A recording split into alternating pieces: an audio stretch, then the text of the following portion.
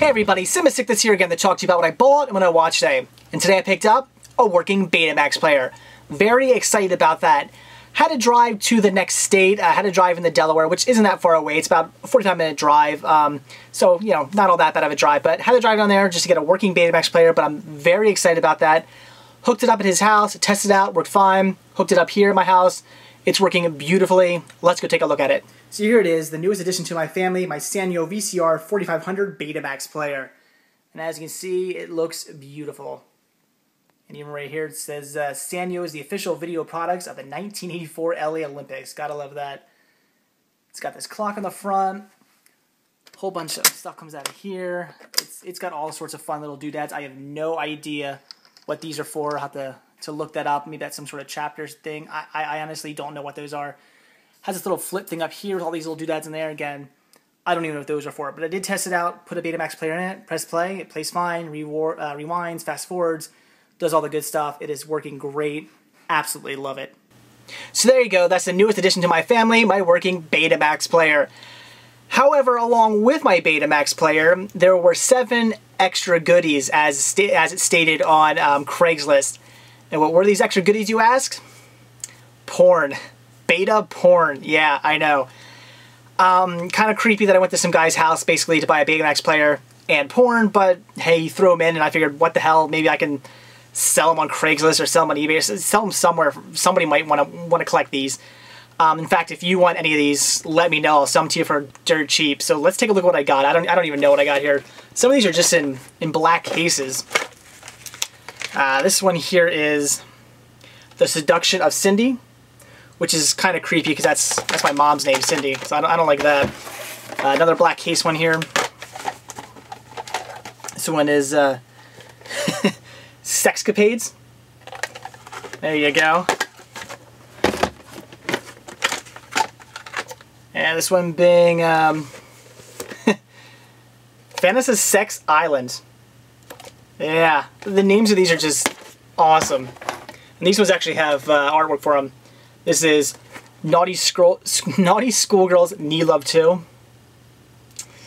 Yeah, I'm sure Move and Oscar people would want these. If you do, let me know. This one here is F and Lots of It. Feels Like Silk. I love how she's petting the cat on it. That's funny. And this one has a great name. I guess it's Secca Volume 1, I guess that is.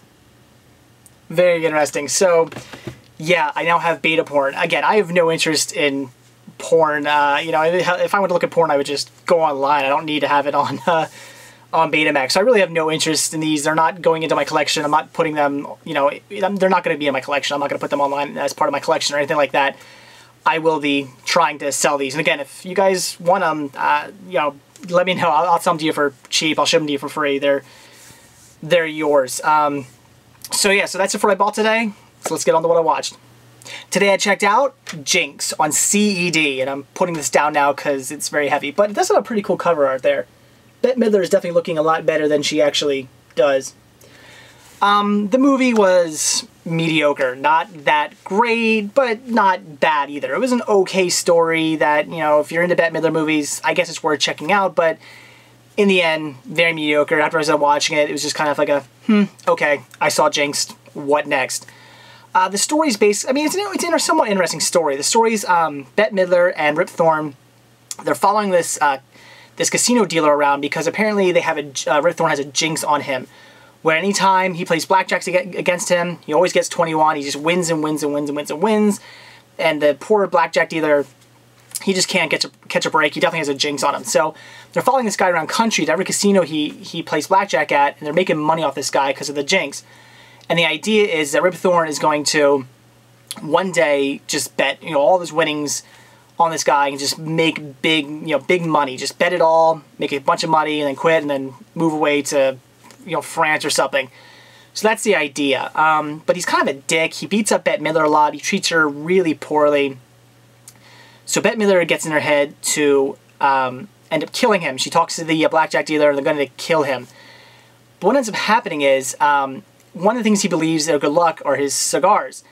And when he goes to bet big, he goes to bet all the money, this girl goes, you know, stop smoking, what are you doing? Takes a cigarette, puts that in his drink, and he ends up losing. The jinx, I guess, is over. He ends up losing all the money he spent all this time earning. He loses. So he actually ends up killing himself. Even though Bette Midler and the blackjack dealer were going to kill him, he kills himself. But now they want to collect his insurance money, so they stage it to look like a suicide, or they stage it to look like more of like an accidental death, not a suicide, because apparently there's like some clause in his insurance that if he kills himself by suicide, she doesn't get the money. So they still stage it to look like an accident. They basically go along with their plan. The only difference being they don't actually have to kill him because now he's already dead. So throw him off a cliff in the RV, and it explodes, and she goes to collect the money, but what ends up happening is Rip Thorn ends up sending her basically on this wild goose chase where she has to go to all these different spots, basically this like treasure hunt, looking for the money. And then she ends up finding out basically that what Rip Thorn wants to tell her is that now the jinx has basically moved on to her somehow, and she ends up betting some money on this blackjack dealer, ends up winning, so now the jinx has been switched. Bette Midler now wins all the money, and the blackjack dealer is still jinxed. However, since her and the blackjack dealer are hooking up now, they're together, they decide to kind of, you know, go on the run together and go from casino to casino where he works and she bets on him and makes all this money. So now they're kind of using the jinx to their advantage to make money. And that's the basic story. Again, it was mediocre. It was okay. Would I recommend it? Not necessarily. If you're a Bette Midler fan or you think maybe this movie sounds interesting to you, then yeah, check it out. Maybe you've been thinking about watching it for some reason. Yeah, because it wasn't bad. It's worth a watch, I'd say, but if you're not really a Bette Midler fan, if you don't think that sounds anything interesting, if you really have no interest in watching this at all, then don't, because, again, it was just mediocre. This movie's not going to be for everyone. So in the end, I can't say I recommend it, but like I said, it's not bad, so if you are thinking about checking it out, yeah, I would say see it then. So that's it for what I bought and what I watched today. Very excited about my new Betamax player. Definitely going to watch tape on that really soon. Very happy about that. As far as the porn goes, like I said, it's very strange that I, drove to Delaware to basically buy porn off of guys. Now I have a bunch of Betamax porn. And again, if you want it, let me know. It's yours. I'll sell it to you for really cheap. Watching Jinxed, like I said, mediocre, but it was okay. I did enjoy it, but it was still just a mediocre film. Nothing special. So that's it. Thanks for watching. Stay tuned to see what I bought and what I watch tomorrow. See ya.